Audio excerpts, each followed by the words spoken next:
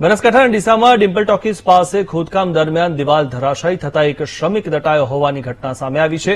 બનાવને પગલે આજુબાજુના લોકો દોડી આવીને રાહત કામગીરી કરી તાત્કાલિક શ્રમિકને બહાર કાઢી સારવાર અર્થે ખસેડ્યો હતો। ઘટનામાં એવું છે કે છોટાઉદેપુરના રહેવાસી દલસિંગભાઈ અને ભીમાભાઈ પાયાનું ખોદકામ કરી રહ્યા હતા। તે સમયે અચાનક બાજુના ઘરની દિવાલ ધરાશાયી થઈ ગઈ હતી, જોકે સદનસીબે જાનહાનિ થઈ નથી। મહત્વનું છે કે ડીસામાં અનેક જગ્યાએ અત્યારે મોટા શોપિંગ સેન્ટરોના બાંધકામ ચાલી રહ્યા છે। એક પણ જગ્યા એવી નથી કે જ્યાં શોપિંગ સેન્ટરના કામકાજ દરમિયાન શ્રમિકોને કોન્ટ્રાક્ટર દ્વારા કોઈપણ પ્રકારના સેફટીના સાધનો આપવામાં આવતા હોય, ત્યારે ડીસા નગરપાલિકા દ્વારા જ્યાં પણ અત્યારે નવા બાંધકામના કામકાજ ચાલી રહ્યા છે ત્યાં તપાસ કરાવી શ્રમિકોને સેફટીના સાધનો આપવામાં ન આવતા કોન્ટ્રાક્ટરો સામે કડક કાર્યવાહી કરવામાં આવે તેવી હાલ સ્થાનિકો માંગ કરી રહ્યા છે।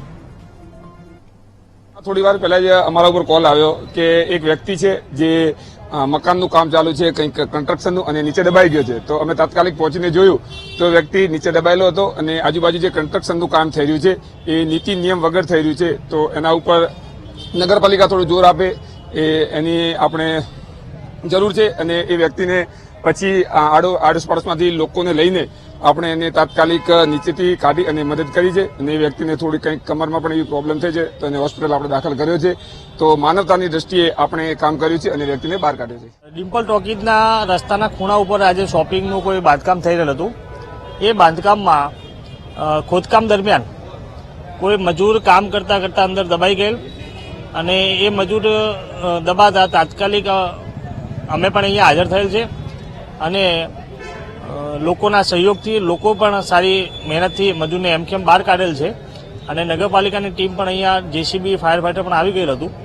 અને આ બાબતે કોન્ટ્રાક્ટરની બેદરકારી ક્યાંક ને ક્યાંક દેખાઈ રહી છે કે કોન્ટ્રાક્ટરે કોઈપણ સેફટી ગાર્ડ રાખ્યા વિના આ શોપિંગનું બાંધકામ કરવા જઈ રહેલ છે। તો આવનારા સમયમાં તમામ જગ્યાએ હું નગરપાલિકાને વિનંતી કરું કે આવા શોપિંગો ઉપર સેફટી ગાર્ડ છે કે નહીં એ પણ જરૂરિયાતથી જોવે અને આવા મજૂરો જે કામ કરી રહ્યા છે એમની કોન્ટ્રાક્ટરની પણ પ્રાથમિક જવાબદારી છે કે એમને સેફટી ગાર્ડ, હેલ્મેટ આપવા, જે પણ એના સુરક્ષાના સાધનો હોય એ પણ મજૂરોને પ્રોવાઈડ કરીને આ કામગીરી કરાવવી જોઈએ તેવો મારો અને લોકોનો મત છે। ડીસા શહેરમાં આજે દિવાલ ધરાશાયી થતા એક શ્રમિક નીચે દટાઈ ગયો હોવાની ઘટના સામે આવી છે।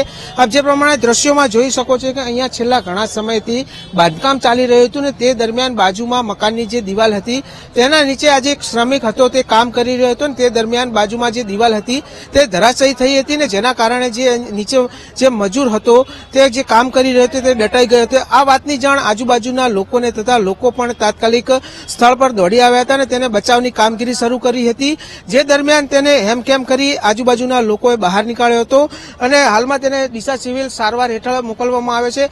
મહત્વની વાત છે કે ડીસા શહેરમાં એવા અનેક શોપિંગ સેન્ટરો છે કે જ્યાં કોન્ટ્રાક્ટરો છે તે પોતાના નજીવા પૈસા કમાવા માટે સેફટી જે આપવી જોઈએ, જે મજૂર વર્ગ અહીંયા કામ કરી રહ્યો છે તેમને જે સેફટી આપવી જોઈએ તે સેફટી પણ આપવામાં નથી આવતી ને જેના કારણે વારંવાર જે આવી ઘટનાઓ બને છે તેમાં મજૂરો છે તે આનો ભોગ બનતા હોય છે। ત્યારે હાલ તો સ્થાનિક લોકોની માંગ છે કે આવું જે બાંધકામ કરાવે છે શ્રમિકોને જે પોતાની સેફટીના સાધનો નથી આપવામાં આવતા તેમની સામે કડકમાં કડક કાર્યવાહી કરવામાં આવે તેવી હાલ લોકો માંગ કરી રહ્યા છે।